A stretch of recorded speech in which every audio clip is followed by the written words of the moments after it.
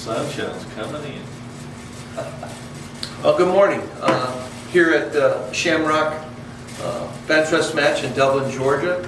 I want to take the time to introduce my friends Harley Baker. Harley Baker is a fellow Hall of Fame shooter, world record holder, multiple time U.S. Benchrest world team. And my other friend to my left is Jeff Summers. Jeff's had the distinction of winning the Super Shoot not once, but 4 times. Fellow Hall of Fame member, world record holder.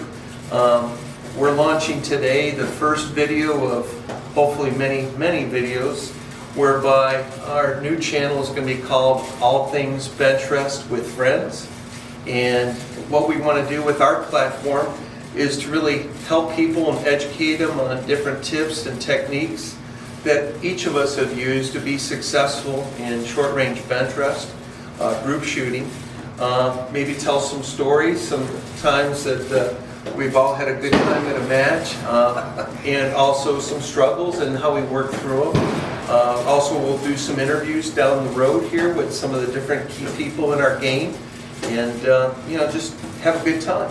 So really just to get things started, Harley, just looking at your background, we met, I think, at the Sealy Massacre Challenge in 2006 in Fairchance. Your Benchrest career started in 2003 at the IBS Group Nationals at Palmisano's range. Yes. And then when I met you, your rear bag, just how we all started, you had a zip tie around your rear bag for stability, right? Yes. Okay. Absolutely. So our friendship started way back then. Jeff, when did you start Benchrest? 1940, what was it? No, I think I shot my first match like in 1979. Okay, all right. So, go ahead. It was, I got started at they would shoot Benchrest matches at the volunteer range there in Knoxville, Tennessee. Mm-hmm. They would have the nationals every, few years, but then they had the regular the Southeast region matches. And I just happened to be over there one time shooting, and they were having a match. Of course, they closed the range, didn't get to shoot. But then I got to noticing all these nice, these pretty nice rifles. Got to looking, talking to some of the guys. Everybody was real friendly, and it just kind of. And then somebody let me, wanted me, shoot this rifle, shoot this, shoot this, shoot this, So I stepped up and shot the rifle. Set the hook. Set the hook. I was hooked right then. Oh, good, good. And how did yours start? What was your foray into Benchrest? I was a deer hunter, varmint hunting, and I just, as all varmint hunters, were trying to get that 3-shot group just a little smaller. And I got associated with a friend of mine that happened to be apprenticing with Clay Spencer, a Benchrest gunsmith down in Virginia, and built a rifle. And I was at a match, he was shooting and I was watching, and Alan Arnett let me shoot one of his rifles. And that's what you're looking for when you're a varmint hunter. You just want that little, and all of a sudden, it's one whole group. And, it's addictive. It's addictive. And then from there on, you start making the mistakes, but keep moving forwards. Yeah. And we all do them. Oh yeah, we'll talk all about that. My foray was, I really enjoyed shooting groundhogs and hunting coyote. And gosh, I had a .223 Cooper rifle, and I was trying to get it to shoot small groups, so out in the field I could hit groundhogs at unknown distances. And playing with different bullets, I found these Berger 52 grain 22 cal MEF bullets, and these things were like lightning in my .223 Cooper. And I couldn't find them locally. I ended up calling up Walt Berger. He answered the phone out in Fullerton, and Mr. Berger, I really love these bullets and I can't find them.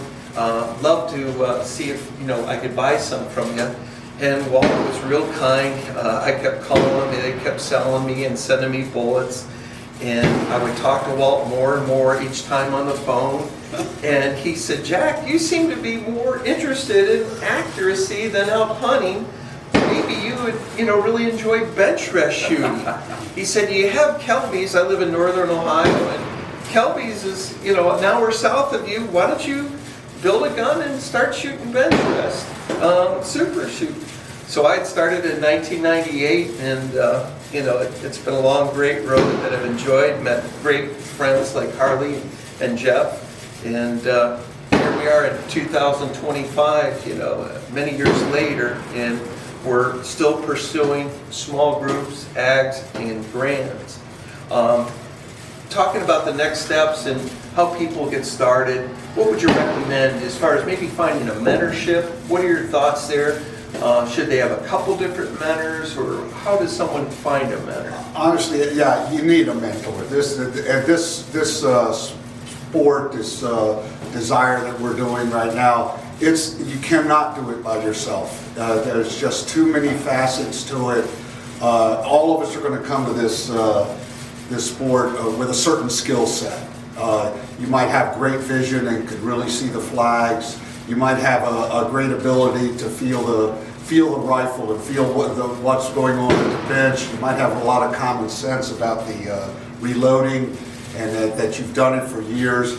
But this game, when we're shooting it, after you start to understand what's going on, you'll see how deep every single one of those radicals go.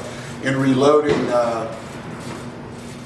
when we're talking, we're going to be talking about some loads that you're going to go, there's no way in the world that I could shoot that much powder and get that kind of speed out of a little 6mm round.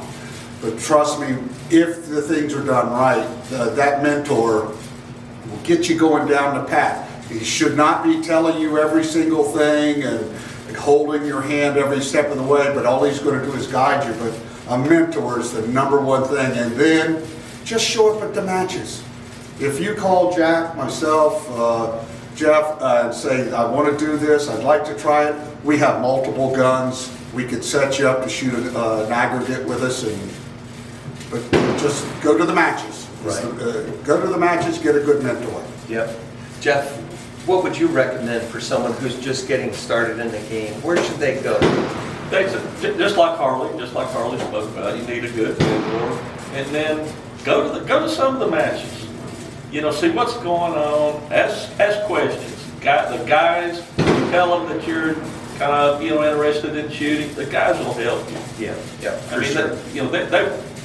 They like to help you. Yep. And maybe one of them will let you shoot a gun if you're wanting. You get to the point maybe you're ready to try to find you like it. You want to find a rifle. Like I said, if you talk to some of the guys, most of them will know. You ask enough questions, somebody will know of a used gun somewhere, and I think that's probably one of the best ways to get into right. Purchase a used gun. Barrels are all the replaceable items. That kind of discounts the barrel at the time, but I would recommend going that route. And I was fortunate when I started. There was an elderly gentleman in the club, and he had just had a new rifle built by Fred Sinclair. 40X Remington, Macmillan stock, old school. It was an old, at the time, right.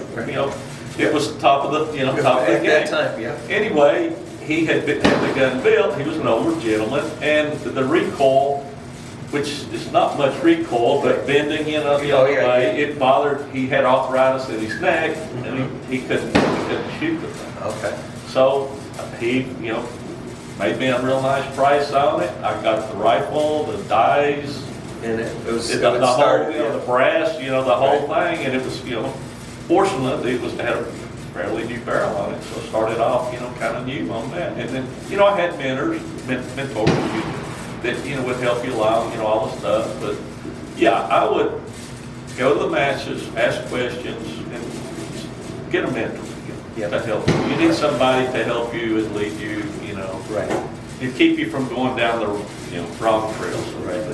And to that end, we want our viewers to know that you can go on the National Benchrest Shooters Association website.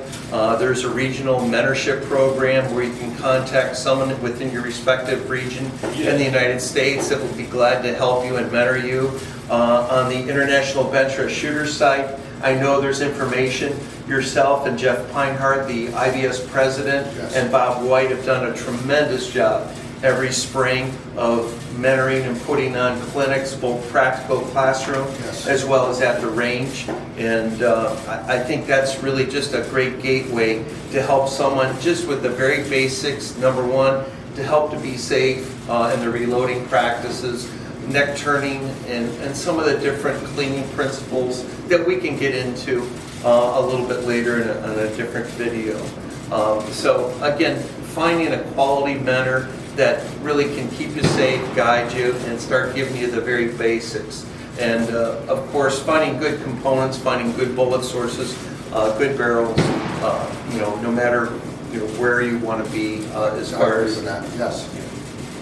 I will add that to all that, it's going to take you a little while to get to where you can read the wind flags. Mhm. So, you've got a learning curve there. Oh, well, huge, And, yeah. you don't necessarily have to have the best thing, right? The No, best thing out It there. could be a the best homemade barrel. wind flag. Yeah, but you need to watch, learn the wind flags. Whatever you decide to go with, learn the flags. Yeah, and just a wind flag is really just a vein of material that is going to show you the angle of the wind. Right. And many of these wind flags will have a daisy wheel, which will also help show the angle of the wind, plus a little bit of the velocity. And then they'll have a surveyor tape hanging from the end of the flag to show really the velocity as well. And, that's a lifelong skill that you build on and stuff. Yes. So that's certainly something that you'll need in order to know what the wind Oh, is yeah. doing. You really just can't sit down, even in calm conditions early in the morning or late at night, which can be sometimes very challenging to shoot at, where you have small ebb and flows of different conditions that maybe a flag won't pick up and things.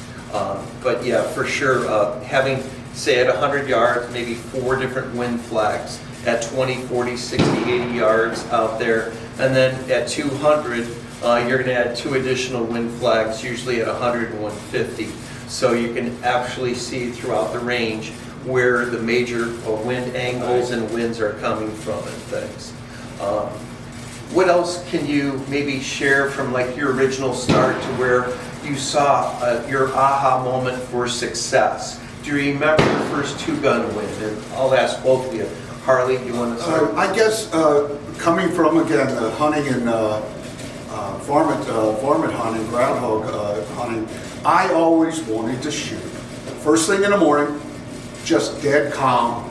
I thought that was how you got the rifle to work the best. And that was something I just did not understand, the wind flags. I knew what they were. I knew sort of what they were supposed to tell me. I had no real idea. But I just wanted the tails just to hang down. I didn't want the props to turn. And when I started to notice that I would just get some wandering then, and all of a sudden when that wind would just get a direction going, I said, oh my, that's working and the wind's blowing.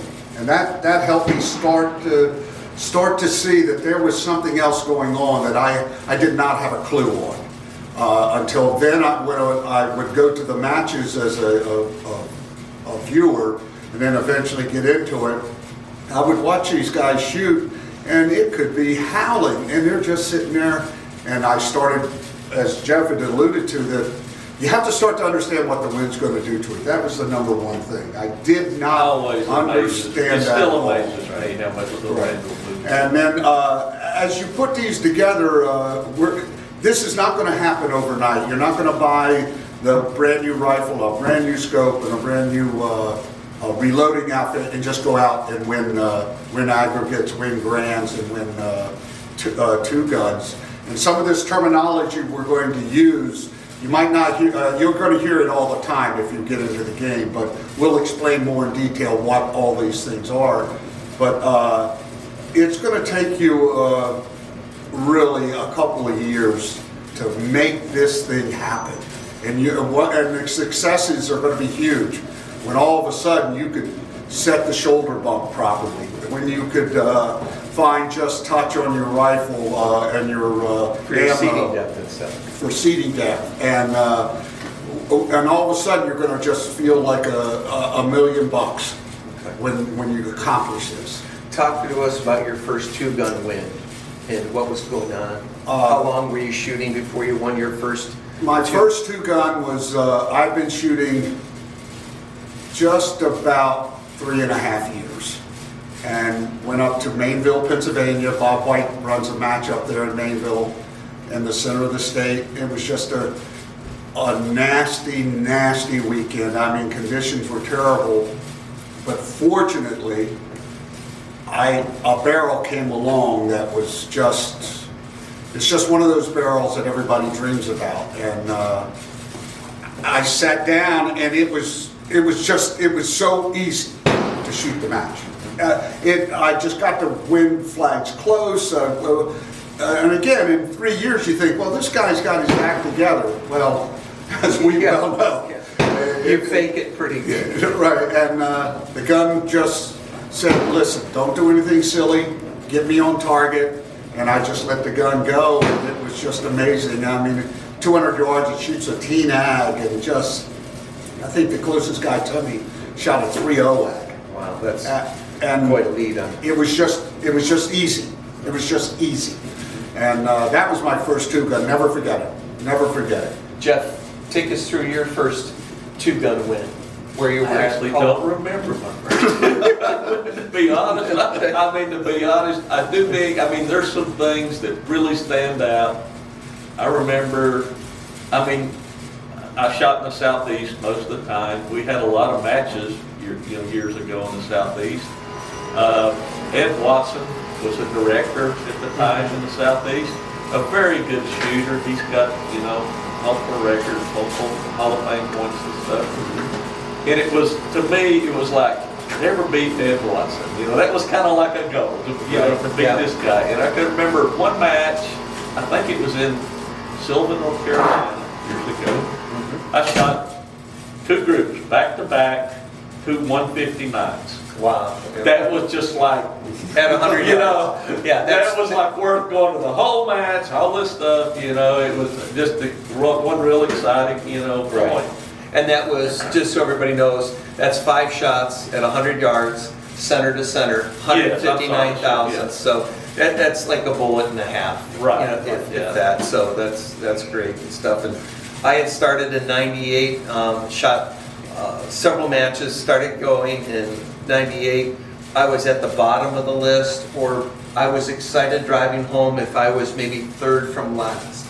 In 99, I didn't have a chance to shoot a lot with different changes with work and stuff going on, but I was convinced that at the time, I think I was like 38, 39 years old, and I could beat these old 50-year-old guys, So I worked really hard going into the spring of 2000, and I think at Western Wayne in Plymouth, Michigan, that was my first two-gun win. And, the hard work pays off.